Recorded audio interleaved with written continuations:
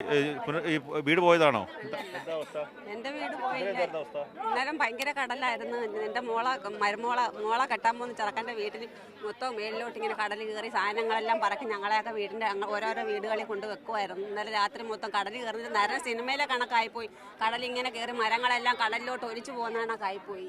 ഞങ്ങൾ മൊത്തം പേടിച്ച് രാത്രിയിലെങ്ങും ഞങ്ങൾ ഉറങ്ങിയിട്ടില്ല. വീടുകളൊക്കെ മൂടോടുകൂടി പിഴുതാ പോയിക്കൊണ്ടിരിക്കുന്നത്. നിങ്ങൾ കുറെ കാലം ഈ ഒരു അവസ്ഥ അനുഭവിക്കുന്നവരല്ലേ?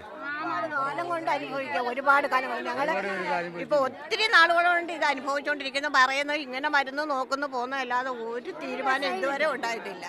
ഇന്നലെ തന്നെ രാവിലെ മുതൽ ഇത് തുടങ്ങിയിട്ട് പറഞ്ഞിട്ട് രാത്രി 7 മണിയായപ്പോഴാണ് മേയറെങ്കിലും വരുന്നത് നോക്കാൻ. കൗൺസിലർ വന്നു, ആരും വന്നില്ലല്ലേ?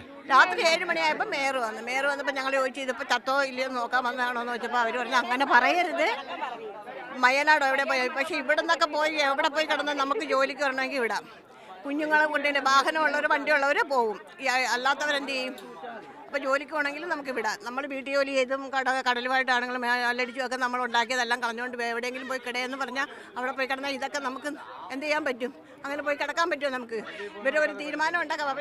നമുക്കത് പറ്റത്തില്ല. കടലിൽ പോകുന്നവർക്കെന്ന് പറഞ്ഞാൽ നമ്മളിവിടെ ഈ കടലിലൊക്കെ പോയിക്കൊണ്ട് വരുന്നവരാ.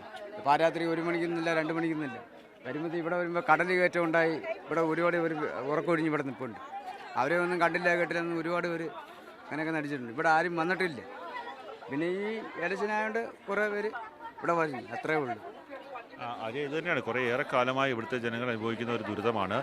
ഇവർക്ക് പുനർഗ്രഹണ പദ്ധതി പ്രകാരം 10 ലക്ഷം രൂപ സർക്കാർ അനുവദിക്കാമെന്ന് പറഞ്ഞിരുന്നു. എന്നാൽ അത് പൂർണ്ണമായും സർക്കാർ അനുവദിച്ചിട്ടില്ല എന്നുള്ളതാണ് ഏറ്റവും വലിയ പ്രശ്നം. പക്ഷേ 10 ലക്ഷം രൂപ കൊണ്ട് എങ്ങനെ പോയി വസ്തുവും കോർപ്പറേഷൻ പരിധിയിൽ വസ്തുവും അതുപോലെ തന്നെ വീടുമൊക്കെ തന്നെ വാങ്ങിക്കാൻ സാധിക്കും എന്നുള്ള ചോദ്യമാണ് നേരത്തെ എം പിയോടക്കം ഉന്നയിച്ചിരിക്കുന്നത്.